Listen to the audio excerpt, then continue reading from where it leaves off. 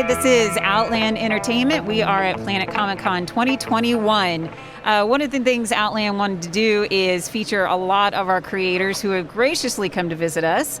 Right now we're featuring C.S.E. Cooney. Hello. She's also Claire, so I'll probably call her Claire. And she and her husband flew here from New York to be with us, and so we definitely want to sit down and get some time with her. Just briefly, the title of this talk is The Page and the Stage on Writing in Silence and Reading Out Loud. However, this could go on for a long, long time.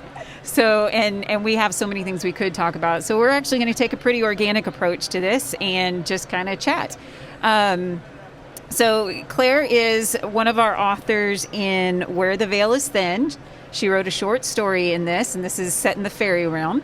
And I've heard it's very sad, right? Well, I think it's funny, and this is the problem. Can be funny. The theme, I guess, I started with this idea that I've heard Terry Windling, who's a famous fantasy author and editor, say that Fairyland and the Deadlands march side by side. They share a border.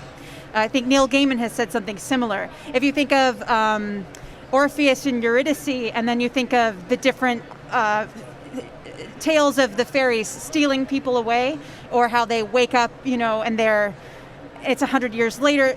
There's a lot of similarities between our myths about death and resurrection, and our myths about fairy and people being stolen and people being returned, and how their return changed. Interesting. And so I thought, well, I'll start with a dead girl recounting how she died. It was a total accident, and it was kind of a stupid accident, and she's a little bit mad at herself, but she's also super interested in what's happening next, and things get weird, and she is actually very happy where she is. She's building a weird tower with her new friends, and they all have different ways of remembering what they were before they died, or having forgotten on purpose because they're more happy where they are than where they were. But this girl had a pretty good life, and her mom misses her a lot, and there's a point where her mom comes to try to take her back, and it's very dangerous for her mom, and then that feeling of, my mother is miserable. Do I go back with her and we'll both be half of what we are? Do I invite her all the way in and basically kill her, or do I find a way to help her let me go? So that underlying theme, I can see that's heartbreaking. It makes people cry, but the tone of voice is wry. Yeah. She's a self-aware first person. It's like a dark comedy, probably. Well, maybe. I mean, I don't know that it falls easily into a category, which is good. That's okay. For Fairyland. Fairyland is a liminal space. It's a threshold area. It's where things aren't supposed to fall easily into other categories. So you're one of the authors in this anthology.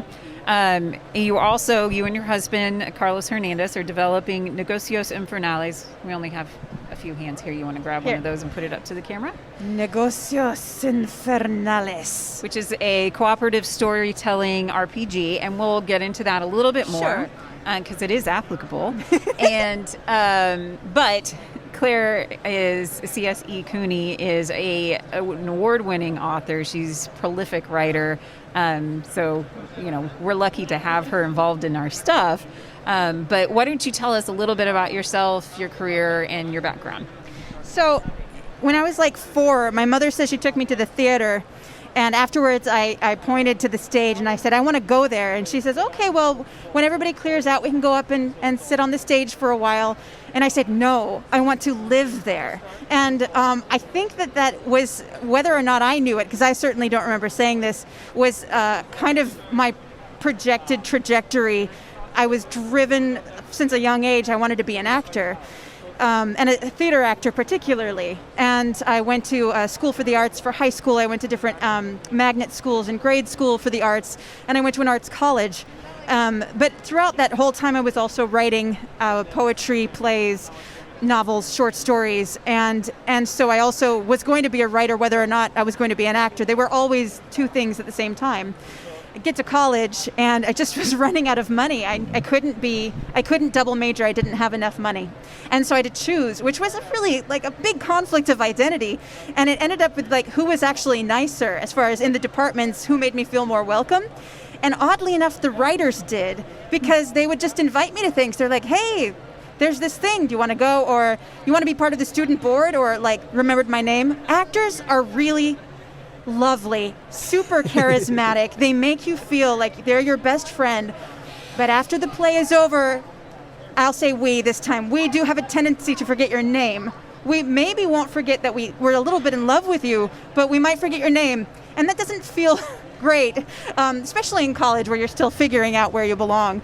So I was like, all right, I'll minor in acting and major in writing. And from there, it's sort of like, what was I doing more of? Writing you can do without any money, but acting you have to do after, in the evening when you have time, when there's rehearsals, and when you have 3 jobs to pay for your college education. It really cuts into your theater time. And so what I was noticing is that the only time I got to perform in the way I was trained to was at writing conventions where I was reading aloud my own writing. And so it was a time to be the most performative and to give good reading, as they say, or to memorize story poems and to really inhabit them, which is not something I didn't really realize or think about. Not all writers have that background. And so I would have people come up and be like, how do you do that? Or how can I do that better? Because people are afraid, to perform, or they've never done it before. They don't even know how to breathe because they get so scared. And it had never occurred to me until then that I might be of use, that some of this training might be put to use in the community that really welcomed me. Okay, so you come by it naturally. Like, your desire was to write and to act. So that's like your thing. But I'm assuming you would argue that it could be beneficial to all writers to learn theatrical techniques to improve their writing. So what types of benefits do you think a writer could get, even if they're not ever planning on being on stage? But what benefits would they get from learning theatrical technique? Well, a writer who's writing professionally will have to probably at some point read their work aloud in front of people. And they really should, on social media and that sort of thing too, and in interviews, they should get used to that for sure. Yeah, so that is pretty much kind of a rule. Expect that that's part of your business, and you can approach it business-like if you don't want to approach it artistically, to at least be competent. And if there's a lot of fear involved, one of the things that people ask me, there's a lot of words, different words are associated with different writers, and one of the words associated with me consistently is lyrical, to the point where I don't quite like that word so much anymore, although I recognize its beauty and recognize it as a compliment. But part of what I think people mean is that almost every draft I read aloud, either to Carlos, my husband, who does the same, by the way, to me, because when you read aloud, and you hear it in the air and it bounces off another person, you realize what sounds good or not. Or it looks good on the page, but it could be really awkward out loud or not quite mean what you think it means. So reading it out loud to somebody, but if you don't have somebody at home, even your cat or even your mirror image, reading it out loud and hearing it in your ears is so important, at least to me, as part of my process. And I would say that should be part of the drafting process in private at home. And if you've at least read it aloud once, even if you don't have an audience, then when it comes time to have an audience, it's not the first time, and it's not suddenly a foreign language, because that does happen. And there's lots of techniques, but there's people who aren't used to audiences tend to put up barriers, so they'll sit behind the table and they'll have their computer or they'll have their page and it's in front of their faces and it's in front of their mouths, and there's all these barriers between them and the audience because it's automatic protectiveness. And what I would encourage writers is to practice without those barriers, to stand in front of someone without a table between them, to have their text in a way that is easily legible, really big print, for example. People read from their computers, and that's fine, but maybe better from a tablet or a printout.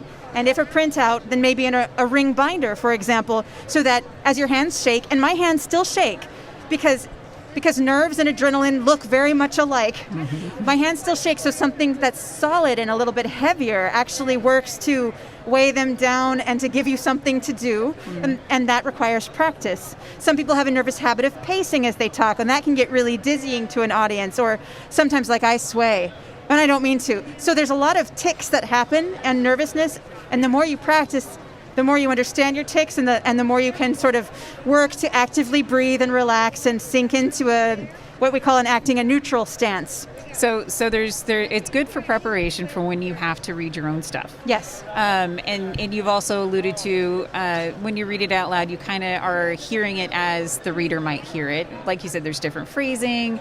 There's probably also like a musical quality to it. Like if you realize that sentence has a lot of assonance and a lot of sibilants or something like that, it can get a little much, and a lot of readers do have a voice in their head while they're reading. By the way, I have a lot of assonance, sibilants, and alliteration. And that's maybe part of what they call lyrical. It's like, any poetic tool, I'll use it and I'll overuse it. And that can be great in some, if you're wanting to have a certain feeling about, tone, about the scene, and then not having that, having the opposite of that, more staccato or something like that, if you're having a more action scene or something like that, that's really important. That can help the actual tone of the story. And like my sense of humor, I was discovering is a little bit has to do with flow. So really long sentences followed by a very short sentence that's very plain, like ornate, and then like sucker punch. Like I find that funny rhythmically, and it's kind of part of my embedded sense of humor, no matter what. And I blame Gilbert and Sullivan. But Carlos is a very funny writer, and so when he reads to me, it's useful for him to see which joke lands.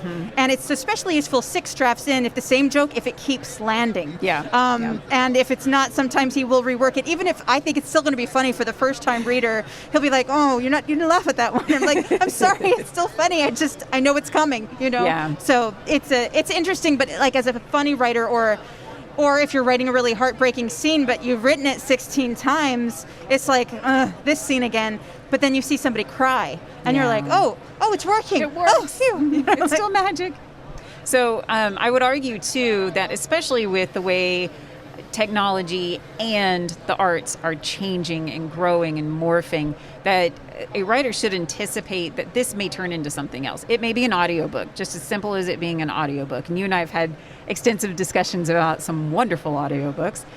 We haven't talked about the bad ones, because why talk about them? But, I tend to avoid them. I don't know much about bad audiobooks. So considering that what you're writing may turn into an audiobook, but also with social media, like people quoting each other and TikTok, like over recording, that sort of thing. Like there's so many different forms that your writing can take that it's really good to know what it's going to sound like in somebody else's mouth. And the best way to do that is to speak it and kind of practice with it. So I just wanted to add that. Sorry. Didn't mean to take it over. Well, it's interesting because I was last year in an anthology called The Sinister Quartet. It was 3 novellas and a short novel, which I'd written.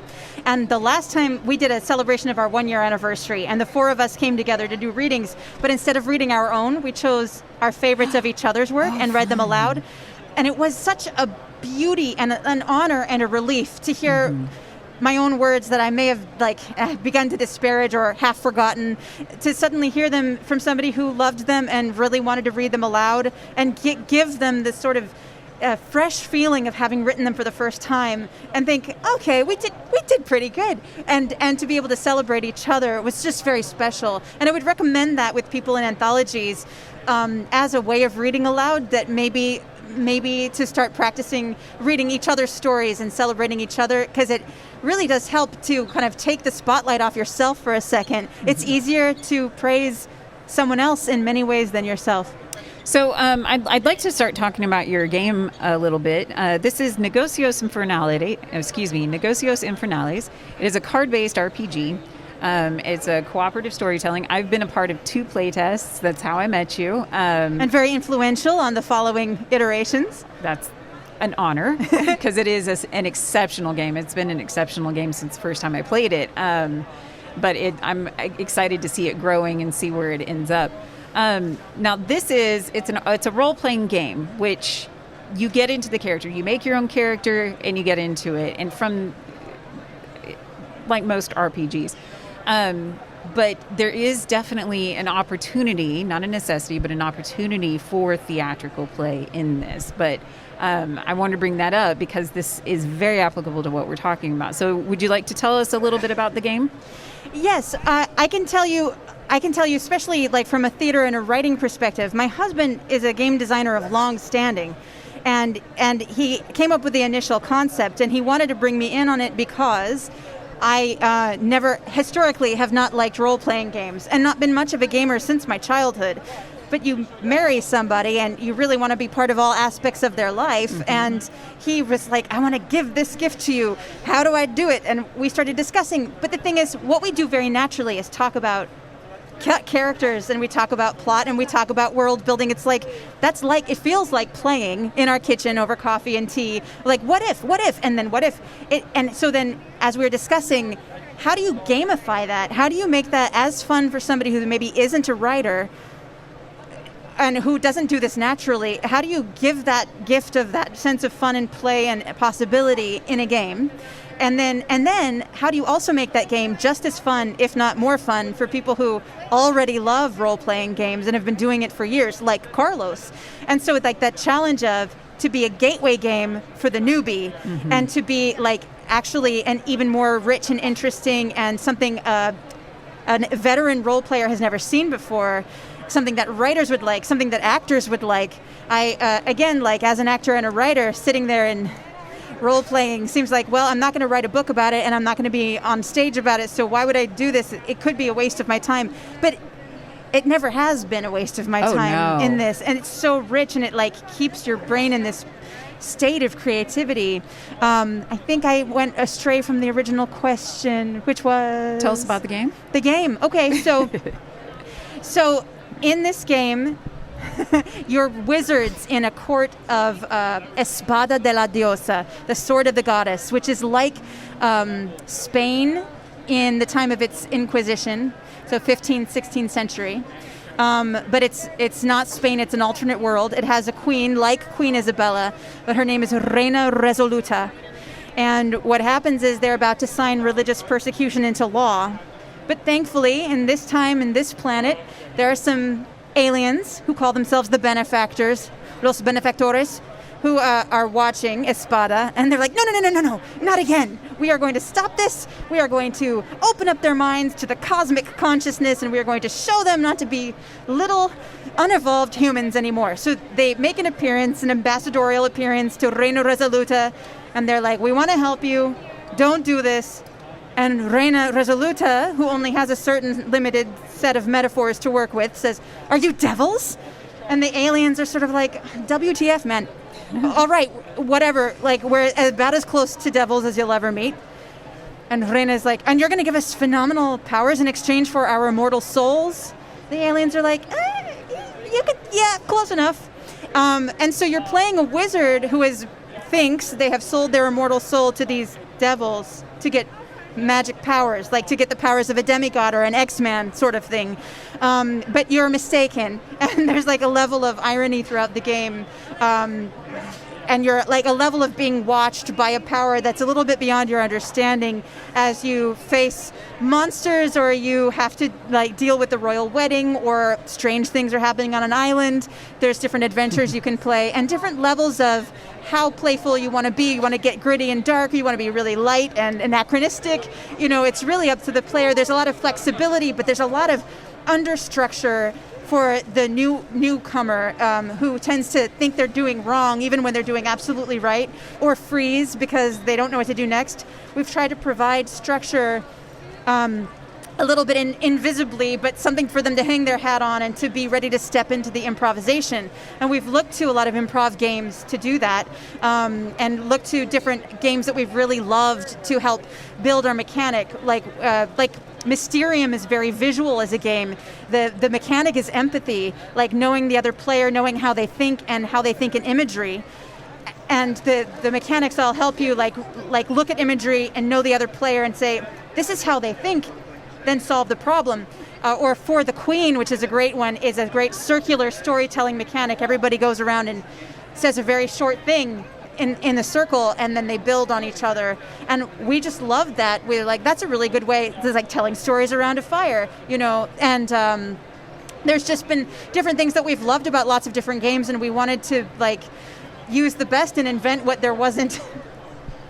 Okay, so we've got this game.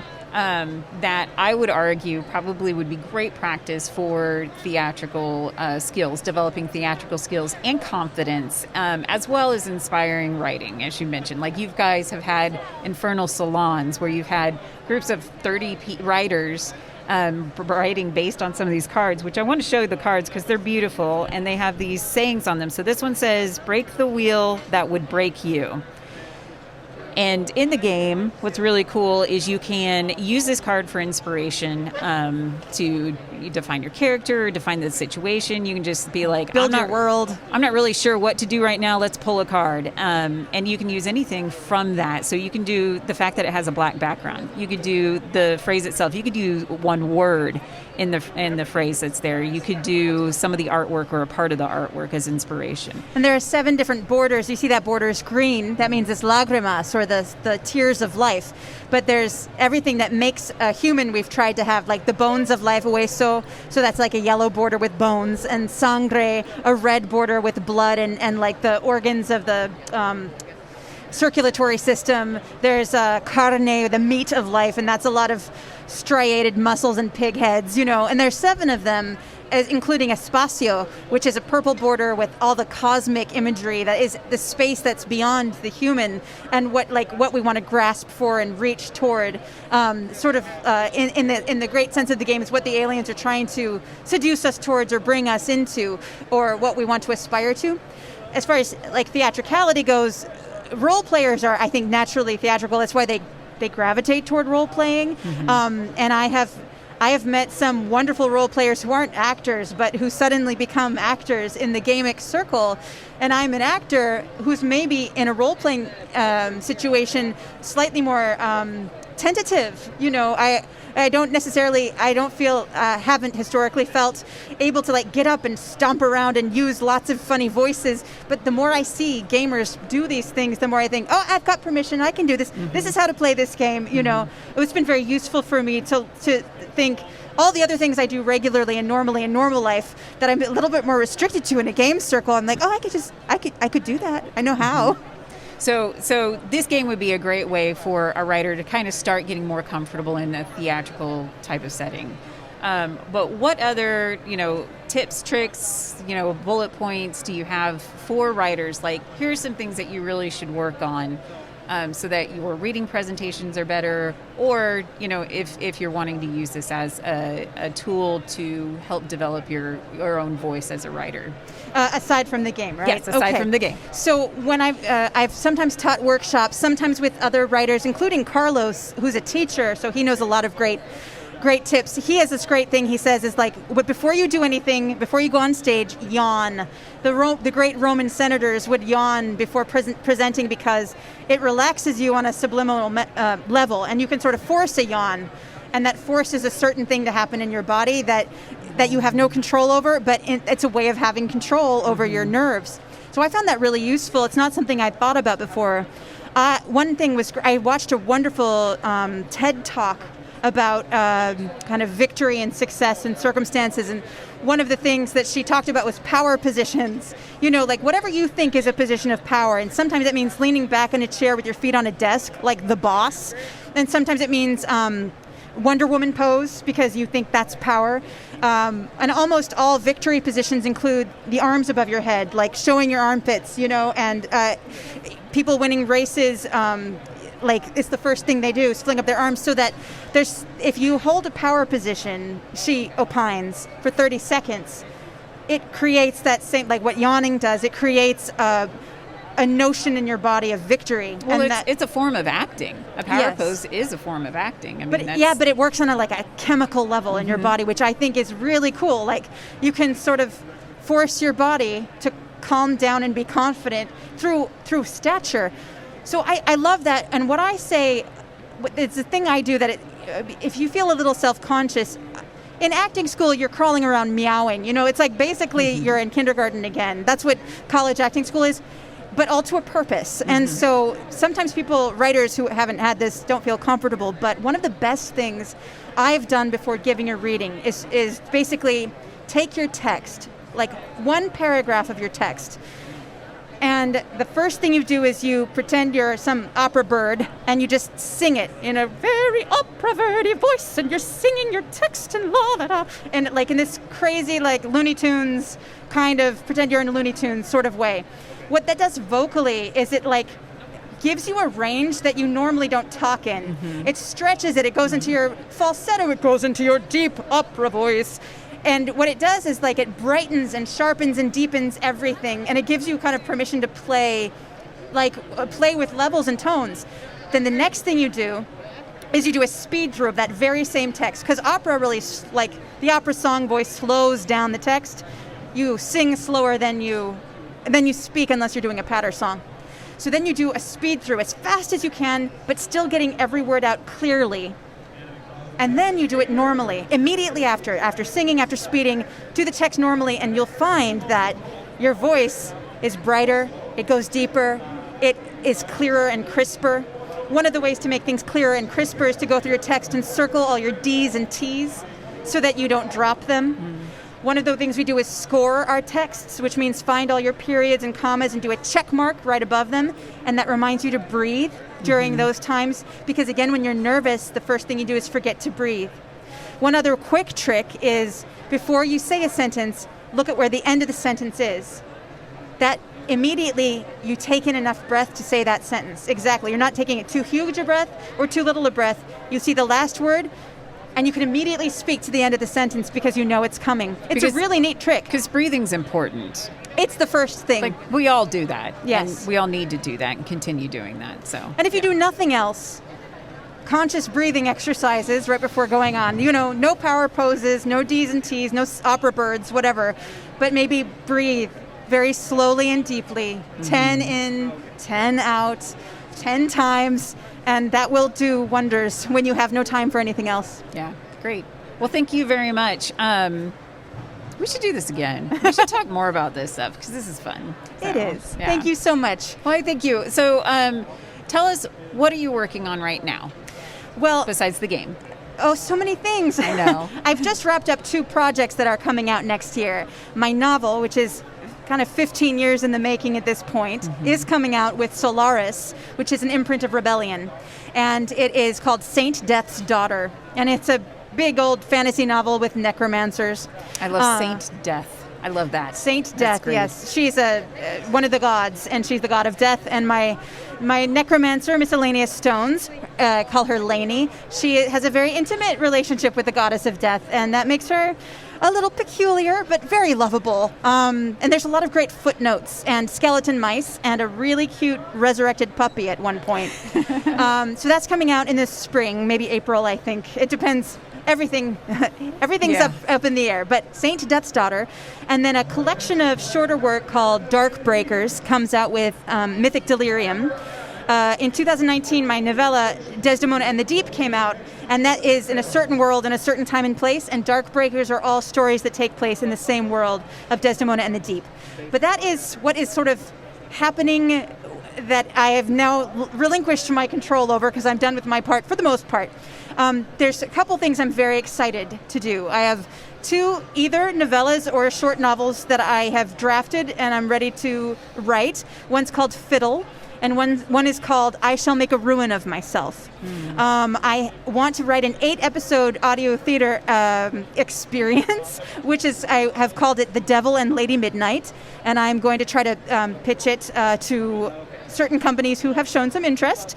And I very much want to put out my next album called Ballads from a Distant Star, which is if a bunch of miners from Virginia had been abducted in the 19th century and made to mine on a distant planet, what their songs would sound like. So that's been several years in the making. So, and I want to collaborate on a collection of monologue poetry called Lamp, L-A-M-P, with a poet in Trinidad that I very much admire. And I still have to write the proposal email to him. My pre-proposal email was like, hey, you want to collaborate? And he was like, yes. So hopefully he still does. And that might include art. It might include other poets. But certainly speculative poetry. And that will require a lot of world building and collaboration. And really anything. Carlos and I are working on a short story right now, again, using the Negocios Infernales cards to inspire us. We published a story earlier with Mermaids Monthly this year that also used Negocios Infernales. It's called Minnow, or perhaps a Colossal Squid. So we've been doing some collaborative short stories and poetry, and they're starting to see fruit. One of my stories that was based on the cards was called, it just came out with Uncanny Magazine, and it's called From the Archives of the Museum of Eerie Skins, an account. So that came out just in July. So I wrote it last year during the pandemic. So there's a lot of things happening right now. You were great at titles. I love your titles. I'm like, ooh. Well, that's good. They're doing their job. Yeah, you're doing a good they have job. to be, they're as individual as poetry. Yeah, so one of the things about Claire and her husband is that they're always doing something. So I highly recommend you follow her and them on the social media. Are you C.S.E. Cooney? C.S.E. Cooney on Twitter, C.S.E. Cooney on Instagram, and then I think C.S. Cooney is the / on Facebook, facebook.com/C.S. Cooney. Yeah. So it's fun to see what they're involved in, and then they flirt with each other too on social media, and it's adorable. He's really cute. I can't help it. So thank you so much for being with us. Thank you for being a part of Outland. We absolutely adore you and the energy that you bring. We were so honored and excited to be approached by Outland about this project. You know, you designed something in the hopes that someday someone will do it, or you had to kickstart it yourself, and then somebody shows interest, and it infuses new life and enthusiasm into the project, and Carlos and I are just so excited to be working with Outland. Thanks. It's great to be a part of it. So thank you very much. Thank you.